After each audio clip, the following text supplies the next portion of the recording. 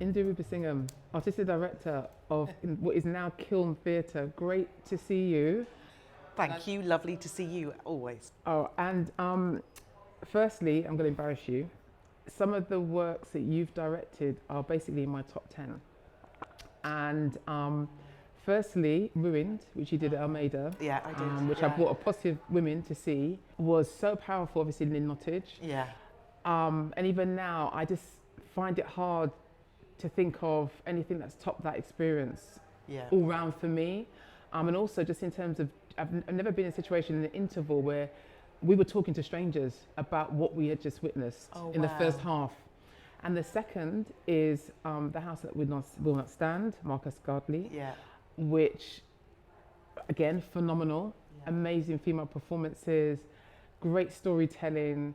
And again, water cooler moments. Those are hard to create in a climate where we're oversaturated with news and information. And so I just want to say that to you, because I think in a climate such as this and how stretched and challenged theatres are, and also to run a theatre as you do and to be able to pull off productions like that, I just have to applaud you with that. I mean, what was it like for you to work on those two productions? One, obviously, before you became artistic director of what was Tricycle, and then coming here and doing and choosing to do that play. So Ruined was a relationship that I had with Lynn Nottage. I did Lynn Nottage's play here, Fabulation, as a freelance director. That's my third one. I saw it twice because it came back again, didn't it? Yeah. Because demand was so great. So right, okay. Absolutely love that. It was 2004. 2005, 6. Oh, right, okay. Yeah. And me and Lynn, I met Lynn then, and I mean, God, and that started a long, hopefully lifelong friendship. And she was writing Ruined at that time. So she was talking about it and everything. And so when when she'd finished the script and, it was having a New York production, and she sent it to me, and I was like trying to pitch it here, and it was just before she'd got the Pulitzer Prize, and the Almeida said yes, and then she got the Pulitzer Prize, so it was amazing. I loved doing that. I mean, it's the best kind of art, I think, is like when there's quality in the skill and the talent of the writing, but the story and the politics are so real and it's that thing about something that's really important that needs to be heard, but there's also theatricality, like it could only be theatre. And that cast was amazing. I mean, like Lucia Massamati, Jenny Jules. I mean, there's an extraordinary Pippa Bennett-Warner. I mean, like, and who are all. Steve Toussaint. I mean, I could get anyway. But I mean, Lucia now. I mean, he's a legend anyway. But the fact that he was in Game of Thrones. Come on. And he was in, but also he was in Fabulation. Lucia. Yes, was in he was. Lucia and Jenny were in Fabulation. Yes. And what I love these big epic plays, and I love these plays that really centre. You don't often get the opportunity, and we can talk for ad infinitum about plays that really centre on women of colour. And both the two plays that you've referenced, the three plays, Fabulation, Ruined, The House That Will Not Stand, really reflect that. And for me, that's really that intersectionality, and I just think there's so many wonderful, brilliant actresses who are, actors who are women of colour, and to allow them to have the opportunity to shine and show their stuff off is a privilege and an honour. And that's what I think is the energy you were feeling of those plays. If you want to look for a link, I mean, I love all of those pieces of work that you referenced. I had the best time doing, and also all those actors and performers were just created. Just to be in those groups of people, to have that energy of people really believing in what they were doing, really committed. It wasn't just a job. None of those shows were just a job. It meant something. But I think that applies to everything you do, to be honest. I don't think you see it as just a job. Let's be honest.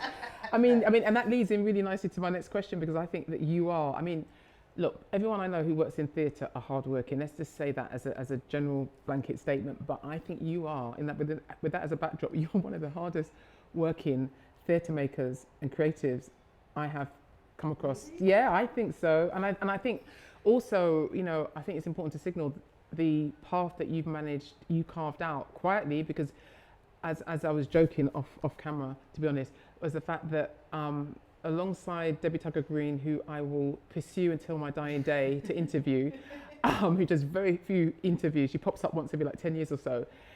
I think you're a close second. You don't do many interviews, and this is our third interview with you. So I'm really, like I said, I'm going to put a plaque up in our office that we got her, again. And because I think you're just cracking on with it. But going back to the path that you've carved, because we've got Lynette Linton as artistic director at the Bush. I mean, you were and Nadia Fall at Stratford. Nadia Fall, and now and then when you think about Dawn Walton has stepped aside at Eclectic Theatre. We've got Amanda Huxtable, I think, who's taken over there. So Kwame's at Young Vic. So it's like you can look around. But when you were here in 2012, come on, that was not happening. Babes, when I was young. Yes. When I was starting the industry, when I started, there wasn't anybody. I mean, there wasn't anybody. I mean, of course, there was Yvonne Brewster and Jatinder Verma, of course. Sorry, and there was and they broke down doors, but there wasn't anyone as artistic directors of buildings. There were many women, and I remember very clearly, and most of them, not only were they mainly white men, but most of them were Oxbridge. So.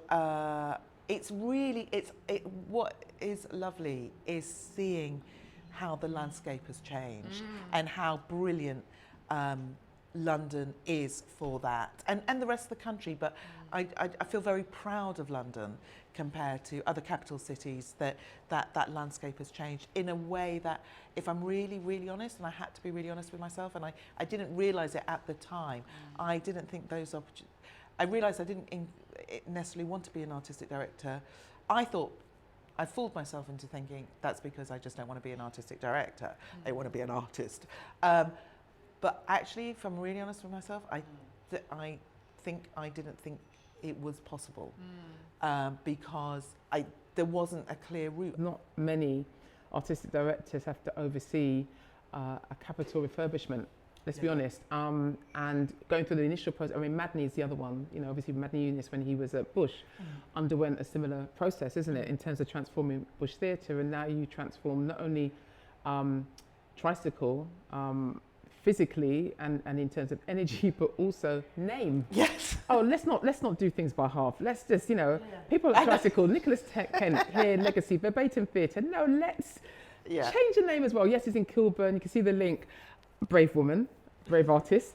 So you survived all that, and we're a year on. I mean, since reopening, what has it been like? I mean, what impact has that had on the programming in terms of how because you've always been strong in community engagement. Yeah, how have the community taken to it as well? I mean, just to go back, because that's a big old thing. I mean, I think when I started the job, I started on a capital project thinking,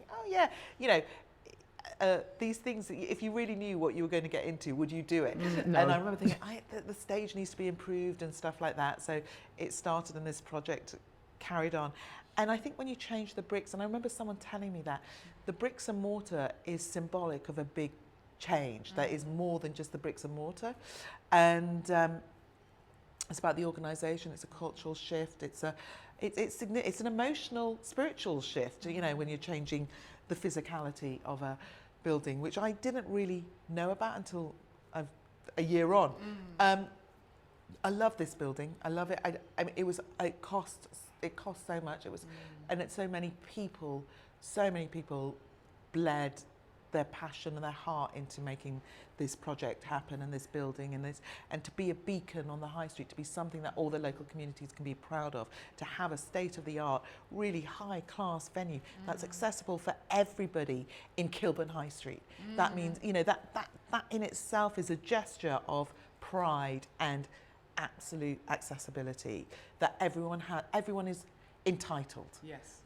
We talk about that a lot internally, rather than talking about who is and is not entitled, our mission is that everyone should feel entitled. And the name change, all of that, and the stories and the thing is part of now, and bringing in new audiences and bringing new places, and absolutely being proud of where we are, being proud of being in Kilburn, in Brent. So, and it was really hard. I mean, it was really, really hard to open the building, to fundraise, to see it through. I mean, the many times I went going to that, we didn't think it would ever happen. Do you know what I mean? Or it would get stopped, because it felt an impossible task. So to be a year on the other side, I mean, I remember on September the 5th, which was the first year anniversary of opening the doors. And I was really emotional, because the summer prior to opening, I just didn't think I was going to survive. I just didn't think the building was going to get open in time. I thought it was too hard work. I was on the floor, the team was on the floor, that, you know, we just didn't know if it was going to open. And to be here a year later, to see this, to witness this, and I feel really lucky and proud, and I love the people that are coming in and who are owning the spaces, from the young people, from kids to, like, we did a massive community play where from the ages of like 14 to 80, and having them own the space and having different people own the space, watching young people taking selfies all the time outside the kiln sign, and the different audiences, but also still keeping the local audiences. What's lovely, we've got, you know, 50% on, I mean, this is a 50% new audiences as well as 50% local audiences who keep coming. Well, you're smiling, I mean, you know, the sheer pride and everything that you're exuding while you speak about the process. And I actually want to take you back then to 2012 when you first stepped in May. You know, I'm the new artistic, you know, Nicholas Kent, who was here for nearly 3 decades, you know, there's a big, you know, scary. Yeah, I can imagine. Absolutely petrifying. And of course, you know, it just, again, it's interesting you're talking about, you know, 50% new audiences. But I'm thinking, well, you started that from day one, really, because your first production was with Red Velvet, starring Adrianne Lester, written by his wife, Lolita Chakrabarti, and a fantastic, phenomenal play.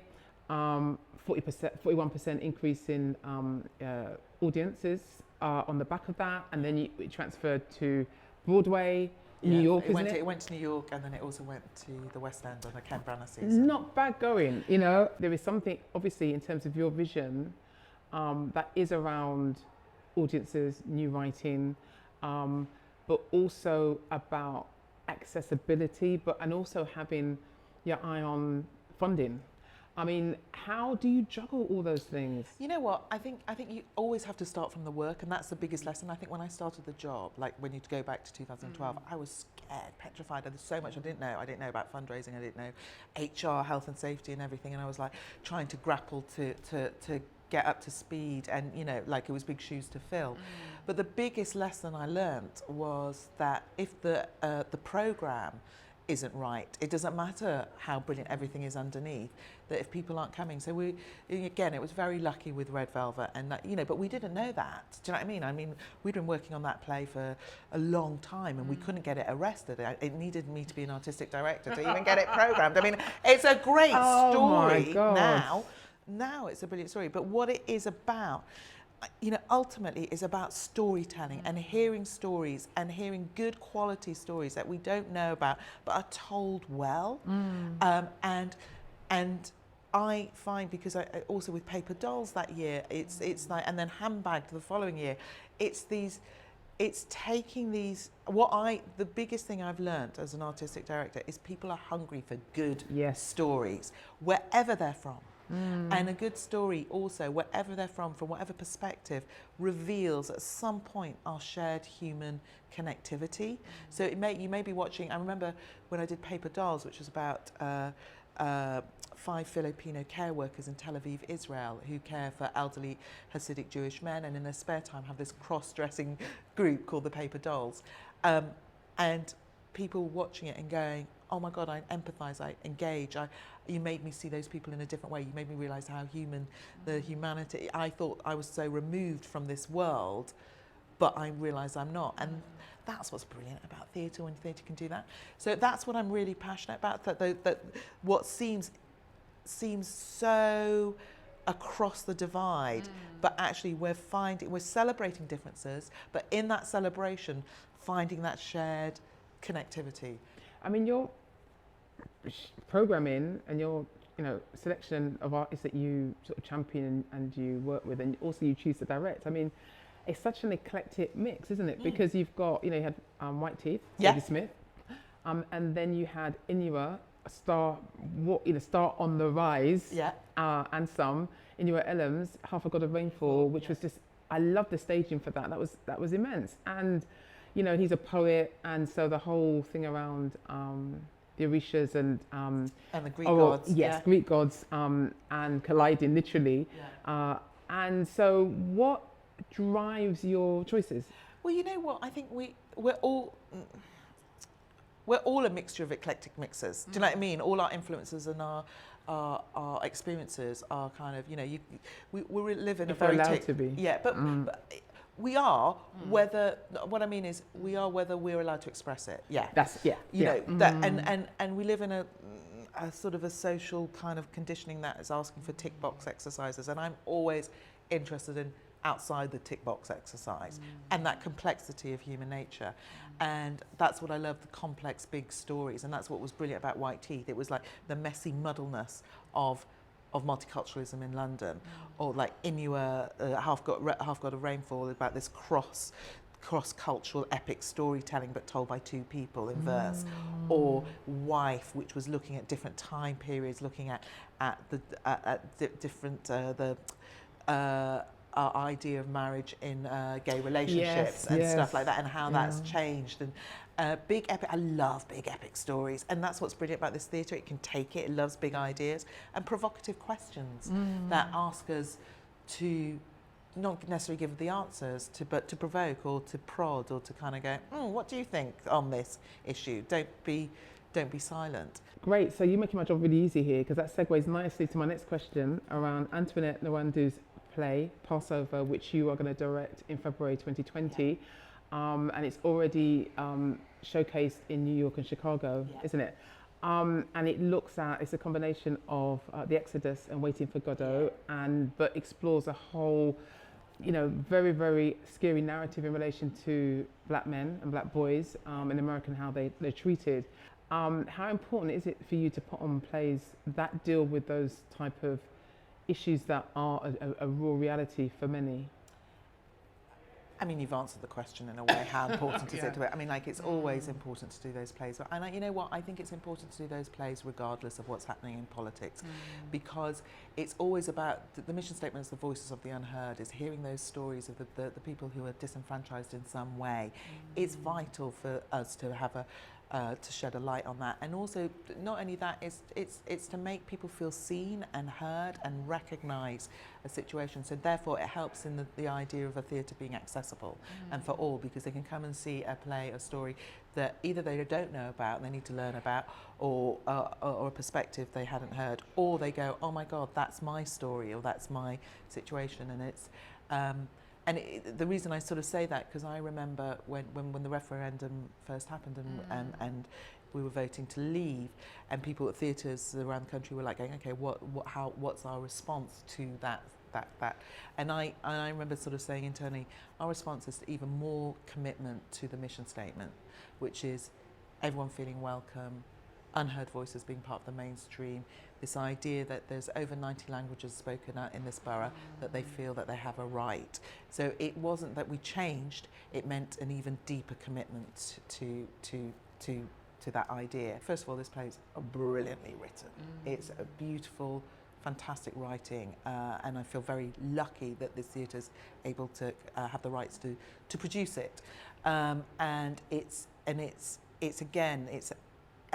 brilliant characters, brilliant writing. I've got a wonderful company of actors, and so I'm very excited. But it's taking on these big mythical, sort of huge texts that have a legacy in our canon, and finding a nuanced new way of telling those stories and looking at what's going on now, and looking at, in reality, Black Lives Matters, and hearing, putting these voices on platforming them so that we can hear them, which is Snowflake by Mike Bartlett, which is a wonderful play, and it's about a family, a father and a daughter who have become estranged. The catalyst for that estrangement is the referendum, but of course it's not just about the referendum, it's family dynamics, and it's about, but actually if we don't find a way to listen to each other, and come together and respect different perspectives, we're going to be in trouble. And it's just interesting watching this chasm of division and either or opposites and anger and attack and vitriol that I just think we need to find a way to move away from. So what gives me hope is theatre is all about that.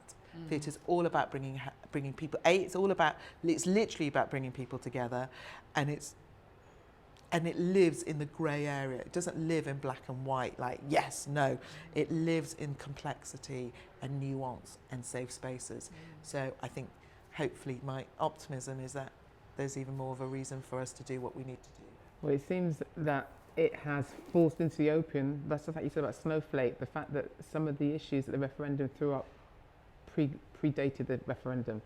So I suppose it's now no one can hide from the reality of who we are as a country, isn't it? And so it's about where that takes us and who's going to be doing the leading, because you can have more than one leader. So it's about, I would imagine, creatively, how we then interpret that and how we own our own narratives rather than it being set for us, isn't it? Now, you've worked on, award-winning plays and so on. You've worked on pantomimes, you've worked on musicals, you've done radio plays. I mean, if you had the time and the money, what would you, if someone gave you a blank sheet of paper and said, look, Indhu, what would you like to work on next? What would that be? If you, and it just, away from Kiln, you're on a sabbatical. Yeah. I'm on a sabbatical. Yeah. And everything's great and going well here. Yeah, I mean, if money was no object, I'd love to work with a company of actors and creatives from all over the world. And do you know what I mean? And in being here, and I've worked in other parts of the world, and I've met amazing creative people. And the dream is like, if you could have kind of a year's season of like all these performers and actors from all around the world, writers, directors, like a really genuinely international kind of ensemble for a year. Wow. That's what I'd love to do. And a musical. Okay, and what type of musical? There's so many, isn't it? Yeah. I think a new musical. I mean, like what I love music, and I love music and theatre. I love the emotional journey music can take you on. Do you know what I mean? There's just nothing like that can do that. So that's why I love it. I mean, like, yeah. But I could do a musical with an international company. That too. Would it be a touring one? Let me just get it on. And then like... I'm saying about you're working so hard and I'm giving you work to do now, exactly. Which is... So, final question. What can we expect from Kiln Theatre in 2020? Hopefully, more really exciting plays, productions, a celebration of even more of a celebration of where we are, being a really good partner for Brent Borough of Culture, and a lot of the outreach community work really even more blossoming and coming to the fore, and just becoming better at what we are doing. Well, Indhu, thanks so much for your time, and all the best with 2020. Can I just say, I'm just going to add, it's just always a pleasure to talk to you, and you've been, you said it's been always lovely to have the conversations and your support, and it's meant a lot. I appreciate that. All right, so thank you. I'd like you to keep that in. Oh yeah, I will keep that in. Okay. All right, Adrianne, keep that in. All right, all the best. Thank you.